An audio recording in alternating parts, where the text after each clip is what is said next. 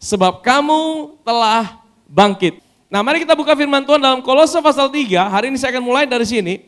Kolose pasal 3 ayat 1 sampai 4. Karena itu, kalau kamu dibangkitkan bersama dengan Kristus, carilah perkara yang di atas, di mana Kristus ada, duduk di sebelah kanan Allah. Pikirkanlah perkara yang di atas, bukan yang di bumi.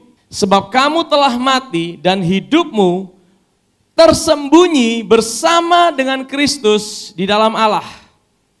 Apabila Kristus yang adalah hidup kita menyatakan diri kelak, kamu pun akan menyatakan diri bersama dengan Dia di dalam kemuliaan.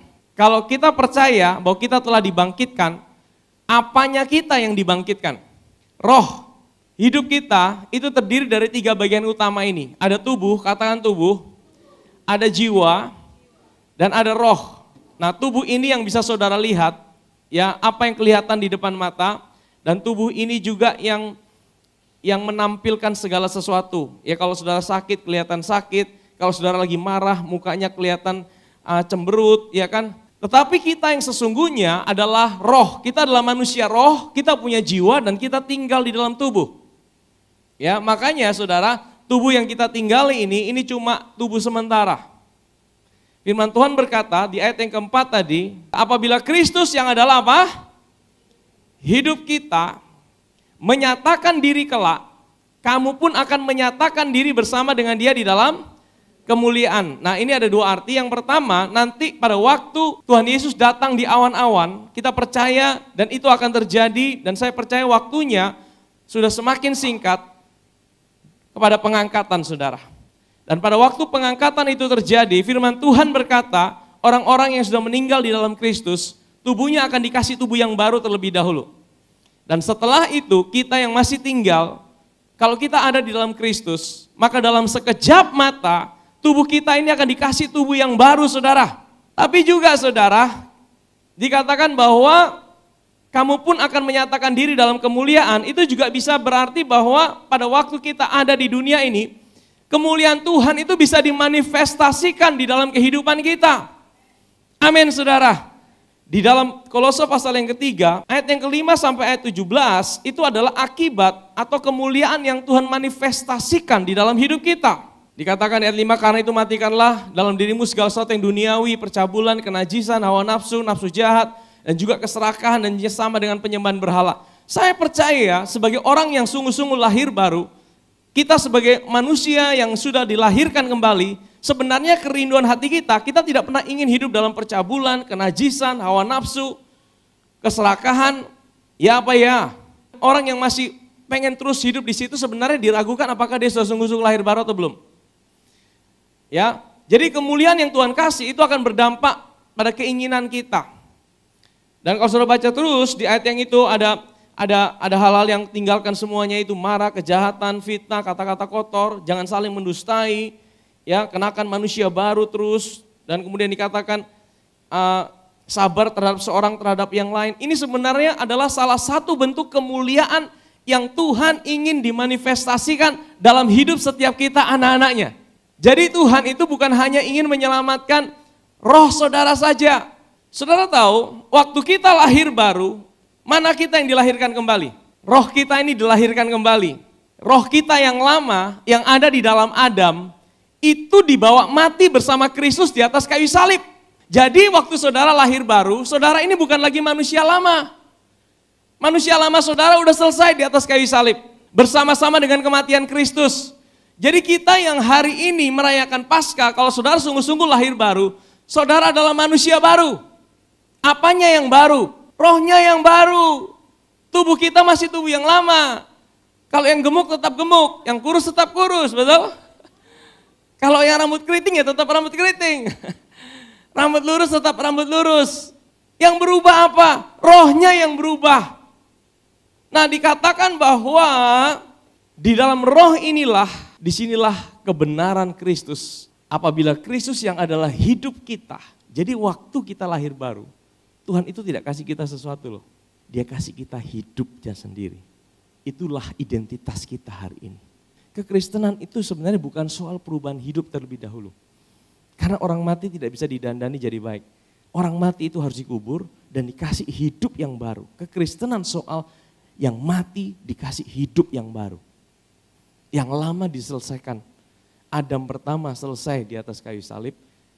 Yesus melahirkan satu ras manusia baru, namanya ciptaan baru. Itulah ciptaan baru, Kristus. Kristus itu adalah ciptaan baru. Saudara dan saya hari ini ada di dalam Kristus. Amin saudara. Karena itu kalau kamu dibangkitkan, apa yang dibangkitkan? Roh kita. Ya, kalau kita dibangkitkan bersama dengan Kristus, kita sudah punya identitas yang baru hari ini. Carilah perkara yang di atas, di mana apa? Kristus ada, duduk di sebelah kanan Allah. Maksudnya apa ini saudara? Apa itu carilah perkara yang di atas? Ayat yang kedua dikatakan apa? Pikirkanlah perkara yang di atas, bukan yang di bumi. Apa artinya pikirkan perkara yang di atas? Nah, karena ini sangat menentukan akibat daripada kehidupan kita. Sebenarnya kita sebagai anak-anak Tuhan, kita masih sering hidup dalam kekalahan demi kekalahan. Makanya waktu kita lahir baru, sebenarnya saudara, Tuhan itu bukan kasih sesuatu, tapi dia kasih hidupnya sendiri buat hidup kita. Dia kasih hidupnya sendiri. Waktu dia kasih hidupnya, berarti dia kasih statusnya dia, kebenarannya dia buat hidup saudara dan saya. Efesus pasal 2 ayat 4-6. Tetapi Allah yang kaya dengan rahmat, oleh karena kasihnya yang besar, yang dilimpahkannya kepada kita, telah menghidupkan kita bersama-sama dengan. Jadi waktu Kristus bangkit saudara, bukan hanya dia yang bangkit, tapi saudara dan saya telah diperhitungkan ikut bangkit bersama dia. Sekali lagi saudara bertanya, loh itu kan Kristus bangkit 2000 tahun yang lalu. Saya kan hidup di tahun 2025, bagaimana saya bisa ikut bangkit bersama Kristus? Kembali lagi jawabannya adalah karena Kristus itu di luar waktu. Karena dia di luar waktu, peristiwa kematian dan kebangkitan itu seperti baru saja terjadi. Jadi setiap orang yang lahir baru, percaya Yesus. Mungkin hari ini ada yang belum percaya Yesus, nanti kita berdoa. Waktu saudara percaya Yesus, roh saudara itu yang lama di dalam Adam, yang penuh dengan kegagalan, pabrik dosa. Manusia Adam itu apa? Manusia yang gagal. Sehingga dia memproduksi dosa, sakit penyakit, kegagalan, keinginan terus untuk berbuat jahat. Itu dibawa mati, pakai mesin waktu ke 2000 tahun yang lalu. Jadi setiap kita itu yang percaya, mungkin baru detik ini kita percaya, manusia lama kita dibawa ke peristiwa 2000 tahun yang lalu. Mati di atas kayu salib, tapi bukan cuma mati, kalau kita mati tidak bangkit percuma saudara. Tapi Kristus itu tuntas, dia menyelesaikan, dia mati, dia turun ke dunia orang mati, hari ketiga dia bangkit. Apa tujuannya dia bangkit? Supaya dia bisa kasih saudara hidupnya sendiri. Sehingga setiap kali kita ada orang yang percaya sama Tuhan Yesus, percaya sama karyanya, membuka hatinya, menerima Yesus sebagai Tuhan, ada satu peristiwa supernatural di dalam rohnya itu dijadikan baru sama Tuhan. Dia berikan hidupnya menjadi hidup saudara dan saya. Dia telah menghidupkan kita bersama-sama dengan Kristus, sekalipun kita telah mati oleh kesalahan-kesalahan kita, oleh kasih karunia kamu diselamatkan. Ayat yang ke-6. Dan di dalam Kristus, katakan di dalam Kristus. Kenapa kita mesti tahu di dalam Kristus? Karena hari ini hidup kita tersembunyi di dalam Kristus. Saya sering kasih analogi dulu ya. Anggaplah ini Kristus. Ini saudara dan saya. Waktu kita percaya Yesus, firman Tuhan katakan kita dibawa mati. Dan waktu kita dibawa mati, kita ini ditaruh dalam Kristus. Hidup kita tersembunyi di dalam Kristus. Kalau ini saya buang di luar, yang kelihatan apa? Kristus. Kalau ini saya taruh di loteng, yang kelihatan siapa? Saudaranya di mana? Di dalam Kristus. Jadi kalau saudara di dalam Kristus, apa yang Kristus alami, itu juga saudara alami. Apa yang Kristus lihat, yang Kristus punya, itu juga kepunyaan saudara.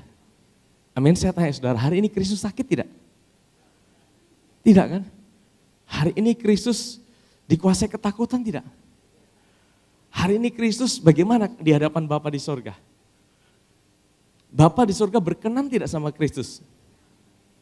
Sama seperti Bapa berkenan sama Kristus, demikian juga hari ini Bapa berkenan sama hidup saudara dan saya. Karena hidup saudara dan saya ditaruh di dalam Kristus.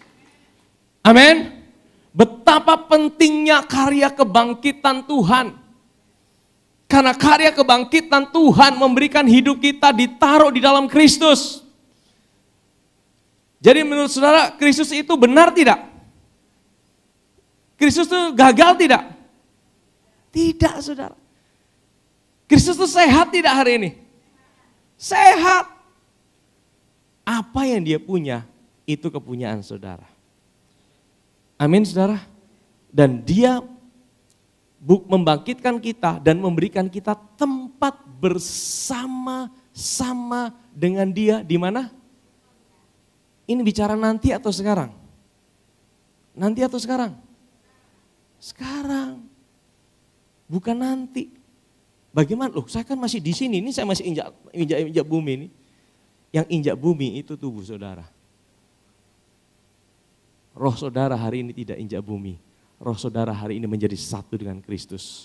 Dan kita punya posisi, identitas ada di sebelah kanan Bapa di sorga. Duduk bersama dengan Kristus. Amin, saudara. Sehingga kita harus tahu hari ini identitas kita ada di dalam Kristus. Saudara punya otoritas, saudara punya kebenaran Kristus yang dimasukkan dalam hidup saudara. Saudara dibungkus dengan pribadinya, saudara aman di dalam dia. Amin, saudara. Sehingga apa? Sehingga Tuhan itu juga mau hidup kita bukan hanya roh kita saja yang diselamatkan. Tapi tadi itu manifestasinya itu Tuhan mau itu juga terjadi dalam hidup kita. Itulah kemuliaan yang Tuhan ingin itu terjadi. Tuhan ingin hidup saudara waktu di bumi itu ngalami yang namanya dimanifestasikan kemuliaannya dari hari ke hari. Amin, saudara. Tuhan ingin setiap area kehidupan saudara. Di dalam karakter, di dalam kehidupan, dalam tubuh, dalam setiap area kehidupan kita. Tuhan ingin kita ngalamin yang namanya manifestasi kemuliaannya. Di dalam kelimpahan semuanya saudara. Dia bukan cuma peduli dengan roh saudara. Kalau dia cuma peduli dengan roh saudara, lebih baik kita cepat-cepat naik ke surga. Ada yang mau cepat-cepat pulang ke rumah Bapa ada? Kalau saudara belum mau pulang ke rumah Bapa, artinya saudara punya kesempatan mengalami manifestasi kuasa kebangkitan, kehidupan Kristus itu dinyatakan di dalam setiap area kehidupan kita. Amin, saudara. Kolose pasal 2. Sebab di dalam dialah, dia ini siapa? Kristus. Berdiam secara jasmania seluruh kepenuhan kealahan. Dan kamu ini siapa? Dan kamu telah dipenuhi di dalam dia. Dialah kepala semua pemerintah dan kalau saudara sudah dipenuhi di dalam dia, apa yang kurang saudara? Saya tidak ada yang kurang. Tuhan bilang gini, kamu sudah dipenuhkan loh. Waktu kamu lahir baru, kamu itu bukan berjuang untuk meraih sesuatu yang belum ada. Tapi kamu sedang berjalan dari apa yang Tuhan sudah siapkan seluruhnya buat hidupmu. Jadi jawaban untuk setiap persoalan dalam hidup saudara bukan di luar sana. Tapi ada di dalam hidup saudara dan saya. Amin, saudara. Kamu telah dipenuhi di dalam dia. Dialah kepala semua pemerintah dan berarti kalau dia punya otoritas, saudara punya otoritas tidak? Kalau saudara duduk bersama dia, jauh lebih tinggi dari setiap penguasa, pemerintah. Berarti saudara sama iblis, mana lebih tinggi hari ini? Mana? Saudara atau iblis? Kita dong. Karena Kristus itu adalah hidup saudara. Christ is your life. Kristus adalah hidupmu. Amin, saudara. Dan di dalam Kristus itu semua udah disiapkan. Semua jawaban udah disiapkan sama Tuhan. Persoalannya, kenapa banyak orang Kristen masih kalah? Kenapa banyak orang Kristen masih hidup dalam kekalahan? Nah, ini yang saya mau bagikan hari ini, saudara. Ya, mari kita buka Roma pasal yang ke-8. Roma pasal yang ke-8 ayat yang ke-10 dan ke-11. Saya mau minta volunteer ya sekarang ya, supaya saudara lebih gampang untuk melihat tubuh, jiwa, roh. Ya, tubuh ini yang kelihatan. Kalau lagi marah kelihatan. Kalau lagi buat kegagalan ini yang kelihatan. Kalau lagi sakit ini yang kelihatan. Kalau lagi kantong kering ini yang kelihatan. Ya kan?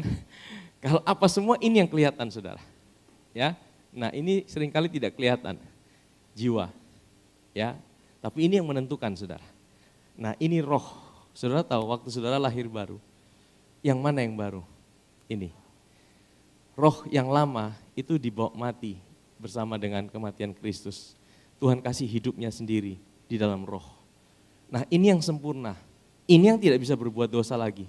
Ini yang dimeteraikan dengan Roh Kudus. Inilah tempat tinggal, ini tempat menjadi satu dengan Roh Kudus ini di sini. Disinilah Tuhan bilang, engkau adalah orang benarku. Tuhan melihat kita sama benarnya dengan Kristus, bukan di sini. Ini banyak sampahnya, banyak gagalnya. Tapi di sini, ini 100% benar.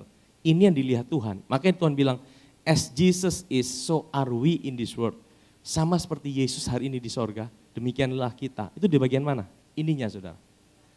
Roh kita ini udah sempurna di hadapan Tuhan. Karena ini the righteousness of God, kebenaran Kristus, status kita, kehidupan Kristus itu di sini. Tapi saudara, Tuhan itu bukan cuma mau ini saja. Tuhan mau ini itu bisa berdampak sampai ke sini dan ke sini. Itulah perjalanan hidup kita sewaktu kita di bumi. Tuhan tidak mau engkau hidup dalam kekalahan. Oke lah kalau engkau kalah, tapi jangan terus-terus kalah. Jangan terus-terus engkau ngalamin yang masalah tidak bisa diselesaikan. Tuhan ingin apa yang ada di sini, ini bicara tentang otoritas, kuasa, kemuliaan, kesehatan, kesembuhan, semua berkat itu sudah Tuhan kasih di sini. Tapi bagaimana ini bisa dipindahkan ke sini? Nah ini yang saya mau kita sama-sama belajar hari ini. Sebenarnya kita mau ngalamin itu, saudara. Sebenarnya kita mau ngalamin apa yang Tuhan sudah bayar buat kita. Sebenarnya kita mau ngalamin kemuliaan Kristus, kuasa kebangkitannya terjadi dalam hidup kita. Ya, coba kita baca. Tetapi jika Kristus ada di dalam kamu, di mana? Di sini. Maka tubuh memang tubuh ini akan mati. Karena tubuh kita ini warisan Adam. Karena dosa Adam, tubuh kita pasti mengalami sakit dan mati. Ya, tubuh memang mati karena dosa. Tetapi roh adalah kehidupan. Kenapa roh itu bisa hidup? Karena apa? Kebenaran. Kebenaran itu adalah righteousness. Waktu kebenaran Kristus itu dipindahkan ke sini, maka roh ini hidup. Inilah kuasa kebangkitan. Inilah kuasa kebangkitan yang menjadikan roh kita hidup. Karena hidup Kristus sendiri yang adalah kebenaran, itu dimasukkan ke sini. Amin, saudara. Ayat 11. Dan jika roh dia itu siapa? Roh Kudus. Yang roh dia, nah ini saudara bisa lihat ada Tritunggal di sini. Kalau saudara mau lihat Tritunggal, di dalam satu ayat ini ada dua kali disebut Tritunggal. Dan jika roh itu siapa? Roh Kudus. Dia adalah Bapa yang telah membangkitkan siapa? Yesus. 3 pribadi ada. Dari antara orang mati, dia diam di dalam kamu. Maka ia, siapa ia ini? Ia siapa? Bapa yang telah membangkitkan Kristus Yesus dari antara orang mati akan menghidupkan juga apa? Tubuhmu yang fana itu oleh rohnya yang diam di dalam. Dengan kata lain, Roh Kudus yang tinggal di dalam sini itu bisa tembus sampai ke sini dan tembus sampai ke sini. Sehingga tubuh yang fana itu bukan tubuh kemuliaan, tubuh kita saat ini. Tubuh yang fana itu akan dihidupkan Maksudnya dihidupkan apa? Bukan berarti hidup selamanya, tapi saudara akan mengalami apa yang Tuhan sudah bayar buat saudara. Kesehatan, kekuatan, hikmat, kelimpahan, karakter yang diubahkan, gaya hidup yang berubah, yang tadinya suka mabuk-mabukan, yang tadinya suka hidup dalam dosa, tapi karena roh ini bisa transfer sampai sini, ini diubahkan saudara.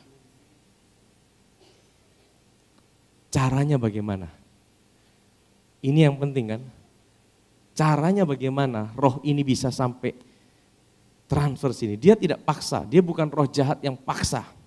Roh Kudus itu adalah roh yang sangat gentle.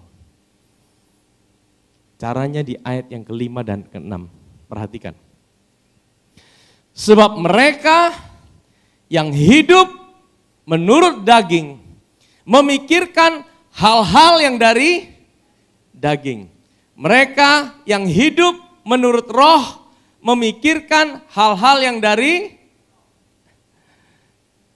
mereka yang hidup menurut daging memikirkan. Memikirkan itu di mana? Di bagian mana ini? Di sini. Kalau ini pikirannya ke sini terus, maka yang di sini tidak pernah akan bisa berdampak di sini. Makanya banyak anak Tuhan hidupnya tidak berdampak sama sekali. Sekalipun dia sudah lahir baru. Tapi karena pikirannya selalu memikirkan yang di sini. Dia selalu pikirkan negatif, selalu pikirkan hal. Makanya tadi dikatakan carilah apa tadi? Perkara di atas. Perkara di atas itu di mana? Ini, bukan di sorga sana, saudara tidak usah lihat ke atas. Perkara di atas ini bicara tentang hari ini identitas kita hari ini duduk bersama Kristus. Ini di sini nih. Siapa kita hari ini?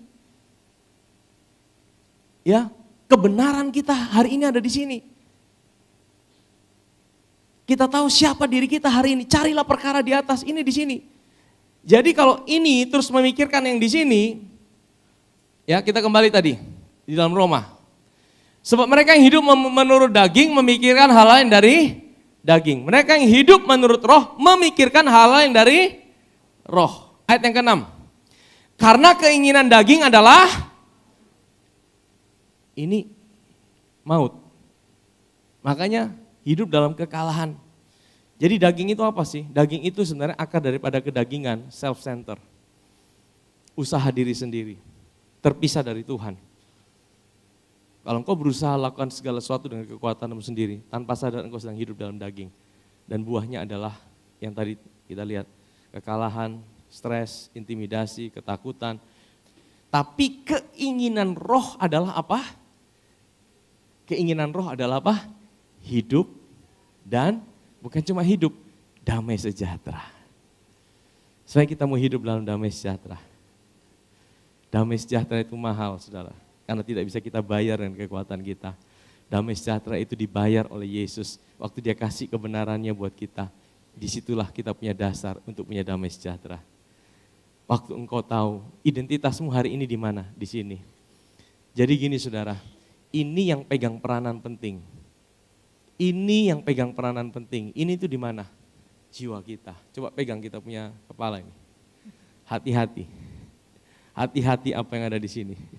Karena ini sangat menentukan engkau menang atau engkau kalah. Kalau engkau memikirkan hal dari daging, maka engkau akan kalah. Tapi kalau engkau memikirkan hal dari roh, terjadi transfer. Jadi ini transfer kekuatan ke sini dan ini transfer ke sini. Sehingga ini hidupnya jadi berkemenangan, jadi kuat, tidak sakit-sakitan. Hidup dalam setiap area kehidupan diberkati. Dia punya kehidupan juga menjadi berkat. Amin saudara. Semua area kehidupannya dipulihkan Tuhan. Amin saudara. Jadi kuncinya di mana? Kuncinya di sini. Ini kuncinya. Ini peperangan kita setiap hari. Kuasa kebangkitan Tuhan sudah kasih di sini.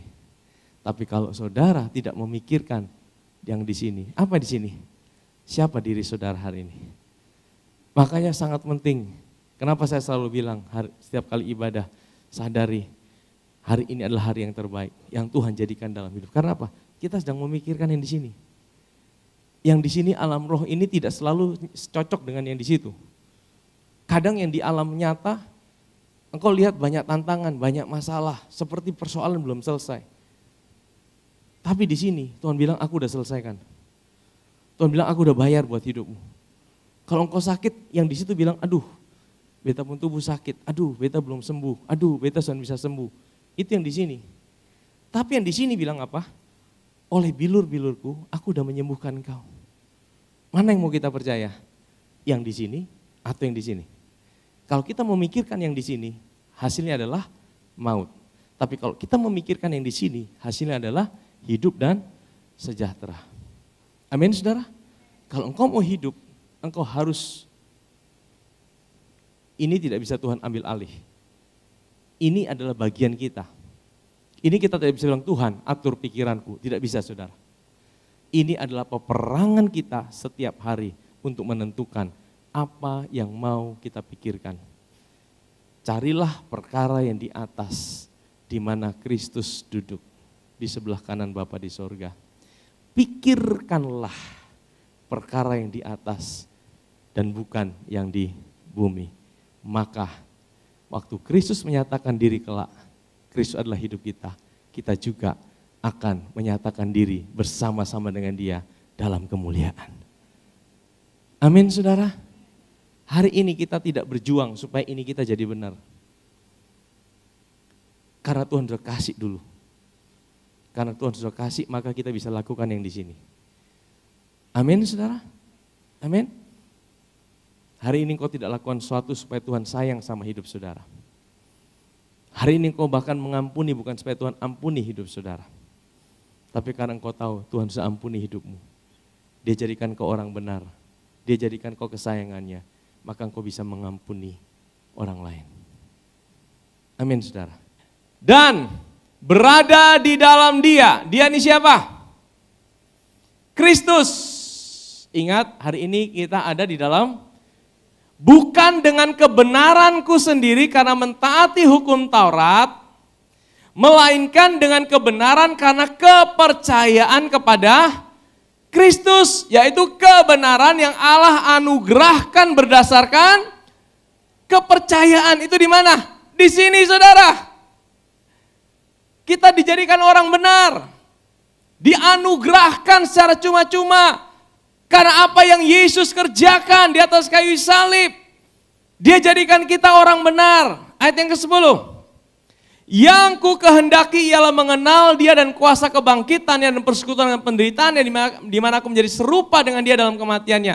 Ini bahasa Indonesia kurang tepat. Coba tampilkan bahasa Inggrisnya. And be found in Him, not having my own righteousness, which is from the law, but that which is through faith in Christ, the righteousness which is from God by faith. Ayat yang ke-10. Supaya apa? Supaya aku bisa mengenal Dia dan kuasa. Jadi bagaimana saudara bisa mengenal Dia dan kuasa kebangkitannya? Ayat yang ke-9 itu menentukan.